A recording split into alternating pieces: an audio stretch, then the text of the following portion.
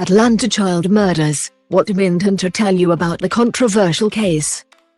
Note: this article contains spoilers for Mindhunter Season 2. Netflix's Mindhunter has revisited the Atlanta child murders and subsequent conviction of Wayne Williams, a case that the FBI is fairly new. At that time, Behavioural Sciences Unit was heavily involved in. In 1979 in Atlanta, a number of young, black children, mostly male, started to go missing. In some cases, their bodies started to be discovered weeks or months later, leaving families and communities devastated. For the 3 years that the disappearances and killings were engulfing Atlanta, it had a profound effect on life there.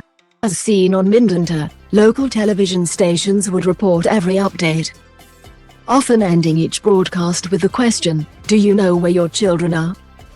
Related, Mindhunter's Ed Kemper, his true story, according to the FBI agent who interviewed him. This was unfolding against a political backdrop which saw the city, the capital of the state of Georgia, trying to emerge from its pivotal role in the 1960s civil rights movement into a new progressive era for Black Americans. In 1973, Atlanta had elected its first black mayor, Maynard Jackson, also the first to hold office in a southern state. Jackson was under a lot of pressure to provide answers. He had put forward a financial reward for information that would lead to catching the culprit. It is said that during that time period, he ordered extra protection for his own children, which also goes some way to illustrate the fear of the time. Related, what to expect from Mindhunter Season 3. Greg Pridgeon, a former aide to the mayor, previously said that the time of the murders was difficult to live and work in. Mayor Jackson, put extra pressure on the police and on himself to make this bad situation go away. Pridgeon explained in the Atlanta Journal-Constitution's 2003 obituary for Jackson. It was a difficult time in his administration and his life, young black kids getting snatched up and killed. Him seeing young Atlantans, whom he loved dearly, killed, hurt him. John Douglas, one of the leading criminal profilers whose pioneering work helped shape the investigative approach towards solving violent crimes, was among the FBI agents that provided assistance in the Atlanta investigation. In Mindhunter, the character of Holden Ford has been inspired by him. A special task force was put together to investigate Atlanta's missing children and the murders, made up of officers from the Atlanta Police Department and the Georgia Bureau of Investigation. According to FBI documents, special agents consulted with the Atlanta Police Department's task force in 1980. They spent a number of days reviewing the case files and 3 crime scene sites, and it was concluded that a psychological profile of the potential suspect could be offered for victim Angela Lanier at that time. This was based on reviewing, analyzing and researching cases of a similar nature, as detailed in Mindhunter, and the interviewing of repeat offenders. Months later, when 2 more victims were found, Clifford Jones and Charles Stephens, the FBI provided 2 more psychological profiles. Although the psychological profiles haven't been published, it is now known that, among other psychological characteristics, based on the behavioral science techniques, the suspect was thought to be a black male. Related, one big criticism of the Ted Bundy tapes, according to former FBI agent John Douglas, based on sites where bodies had been recovered from, and patterns of behavior relating to the assailant. The FBI agents recommended a plan to monitor the bridges and the river in the city. During one of the stakeouts, detectives reported hearing a splash in the early hours of the morning. They pulled over the car that was driving by at this time and questioned the driver, Wayne Williams. They did not have enough evidence to hold him at that time. But when Wayne Williams was eventually taken into police custody, the FBI's John Douglas responded to a reporter's question about what he thought of Williams as a suspect. "I replied that he looked good," he wrote in the Mindhunter book of the same name, "and that if he panned out, he'd probably be good for at least several of the cases." This got him in trouble, though. Even though the FBI had asked me to do the interview, They said I was speaking inappropriately about a pending case, Douglas claimed. He subsequently got a letter of censure from the Bureau. This was followed by a letter of commendation for his work on the Atlanta case.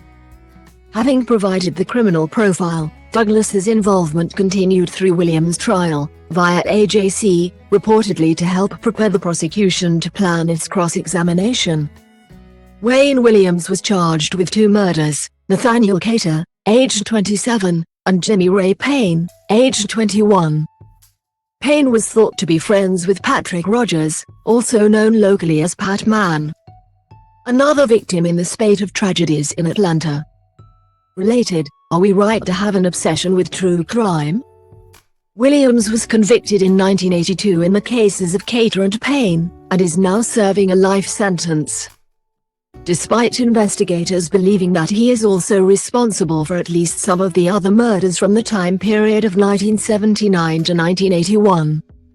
Most of them children, Williams has never faced charges in court for any of these other cases. In fact, nobody has. Williams has always asserted his complete innocence. He has tried to appeal and get his conviction overturned, but has not been successful. Because police alleged that Williams was likely responsible for most of the Atlanta murders. They closed the bulk of the other cases. One presumed victim, Darren Glass, is actually still missing. Due to the fact that there have never been concrete answers or convictions to back them up. There have been a number of theories over the years. As touched on in Mindhunter, many living in Atlanta at the time, particularly in the black community, feel that the Ku Klux Klan might have been involved.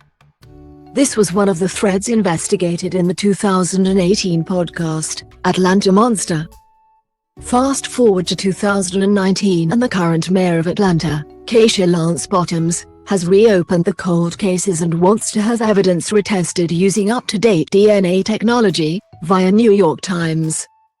This will be a joint effort between the Atlanta Police Department, the Fulton County District Attorney's Office and the Georgia Bureau of Investigation. It's worth noting that 5 of the murders were committed in DeKalb County. They were reopened in May 2005 by the county police chief Louis Graham but were closed a year later. The focus of this reinvestigation, according to Bottoms, is not to determine whether or not Williams was, in fact, involved, but to finally provide answers to those that the tragedy is directly affected. The mayor recently spoke to Atlanta Police Chief Erica Shields, and she said that re-examining evidence may give some peace, to the extent that peace can be had in a situation like this, to the victims' families, via CNN. Catherine Leach, whose 13-year-old son Curtis Walker is among the unsolved cases, has responded to the news, telling CNN that she wants to finally know what happened to her child all those years ago. "I've been going through this for a long time. I have been let down," she said. "It seems like the Atlanta missing and murdered children have been forgotten in this city. I don't think it's right for all these kids to be killed in this city and nobody was concerned about it." "I want some closure," she added. "I want to know who killed Curtis." In December 2022, the victims' families called for the results of DNA testing ordered over a year prior.